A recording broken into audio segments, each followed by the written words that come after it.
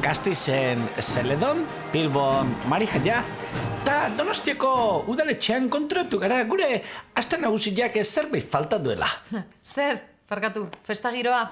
Bueno, hori ere bai, baina gure jaien ordezkari izango den pertsonaia bati buruz ari nintzen. Horretarako lanean jarri ditugu Donostia 2016 prestatzeko kontratatu arren potrojorran dauden guztiak. Proposamen ugari jaso ditugu, adibidez, aste nausiko gauetan inspiratutako bi irudi. Bat, estratxatelo, izozki bezalakoa.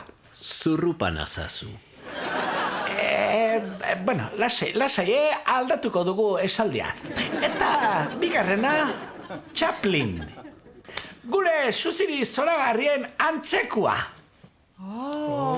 Mari barandare hortxe dago, hiriaren irudi klasikua. Era bat, zorionez Bilbotarrek oraindik ez digute kopiatu saiatu diren arren baldosa zistrin horrekin.